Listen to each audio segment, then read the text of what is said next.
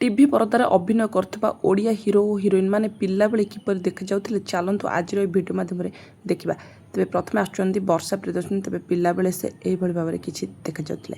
ଦର୍ଶକ ବନ୍ଧୁ ଏହାପରେ ଅଛନ୍ତି ଅନୁଭବ ମହାନ୍ତି। ତେବେ ଅନୁଭବ ମହାନ୍ତି ପିଲାବେଳେ ଏମିତି ଦେଖାଯାଉଥିଲେ। ଏହାପରେ ଅଛନ୍ତି ଅଭିନେତ୍ରୀ ଭୂମିକା ଦାସ। ପିଲାବେଳେ ଏଇଭଳି ଦେଖାଯାଉଥିଲେ ଆଉ ସେ ଅଭିନୟ ମଧ୍ୟ କରିଛନ୍ତି। ଏହାପରେ ଅଛନ୍ତି ସବ୍ୟାସାଚୀ ମିଶ୍ର। ତେବେ ସବ୍ୟାସାଚୀ ମିଶ୍ର ପିଲାବେଳେ ଏଇଭଳି ଭାବରେ କିଛି ଦେଖାଯାଉଥିଲେ। ତ ଦର୍ଶକ ବନ୍ଧୁ ଏହାପରେ ଅଛନ୍ତି ଅର୍ଚ୍ଚିତା ସାହୁ। ଅର୍ଚ୍ଚିତା ସାହୁ ମଧ୍ୟ ପିଲାବେଳେ ଏଇଭଳି ଭାବରେ ଦେଖାଯାଉଥିଲେ। ତେବେ ଏହାପରେ ଅଛନ୍ତି ପ୍ରକୃତି ମିଶ୍ର। ତେବେ ପ୍ରକୃତି ମିଶ୍ର ପିଲାବେଳେ ଏଇଭଳି ଦେଖାଯାଉଥିଲେ। ଶିଶୁ କଳାକାର ଭାବେ ସିନେମାରେ ଅଭିନୟ କରିଛନ୍ତି। ଏହାପରେ ଅଛନ୍ତି ଆକାଶ ଦାସ ନାୟକ। ତେବେ ପିଲାବେଳେ ଆକାଶ ଦାସ ଏଇଭଳି ଭାବରେ କିଛି ଦେଖାଯାଉଥିଲେ।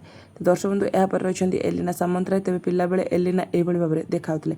ଏହାପରେ ଅଛନ୍ତି ଶିବାନୀ ସଙ୍ଗୀତା। ତେବେ ଶିବାନୀ ସଙ୍ଗୀତା ପିଲାବେଳେ ଏଇଭଳି ଦେଖାଯାଉଥିଲେ ଆଉ ଶିଶୁ କଳାକାର ଭାବେ ଅନେକ ସିନେମାରେ ଅଭିନୟ କରିଛନ୍ତି। ଏହାପରେ ଅଛନ୍ତି ସ୍ୱରାଜ ବାରିକ।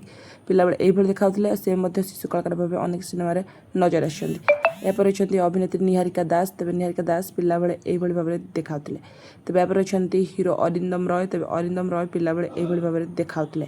ତେବେ ଏହାପରେ ଅଛନ୍ତି ଅଭିନେତ୍ରୀ ନିକିତା ମିଶ୍ର। ଏଇଭଳି ଭାବରେ ଦେଖାଯାଉଥିଲେ ଆଉ ସେ ଅନେକ ସାରା ସିନେମାରେ ଶିଶୁ କଳାକାର ଭାବେ ଅଭିନୟ କରିଛନ୍ତି। ଏହାପରେ ଅଛନ୍ତି ଜ୍ୟୋତିରଞ୍ଜନ ନାୟକ। ତେବେ ସେ ପିଲାବେଳେ ଏଇଭଳି ଭାବରେ କିଛି ଦେଖାଯାଉଥିଲେ। ତେବେ ଏହାପରେ ଅଛନ୍ତି ସନ୍ମିରା ନାଗେଶ। ପିଲାବେଳେ ଏଇଭଳି ଦେଖାଯାଉଥିଲେ। ସେ ମଧ୍ୟ ଅନେକ ସାରା ଓଡ଼ିଆ ସିନେମାରେ ଅଭିନୟ କରିଛନ୍ତି।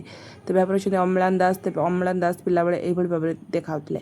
ଏହାପରେ ଅଛନ୍ତି ଅଭିନେତ୍ରୀ ଶୀତଲ ପାତ୍ର। ତେବେ ଶୀତଲ ମଧ୍ୟ ପିଲାବେଳେ ଏଇଭଳି ଭାବରେ କିଛି ଦେଖାଯାଉଥିଲେ।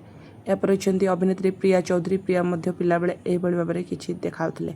ଏହାପରେ ଅଛନ୍ତି ରାଜେଶ। ତେବେ ସେ ମଧ୍ୟ ପିଲାବେଳେ ଏଇଭଳି ଭାବରେ କିଛି ଦେଖାଯାଉଥିବାର ନଜରରେ ଆସିଛନ୍ତି। ଏହାପରେ ଅଛନ୍ତି ବାବୁସାନ ମହାନ୍ତି। ପିଲାବେଳେ ଏଇଭଳି ଭାବରେ ଦେଖାଯାଉଥିଲେ।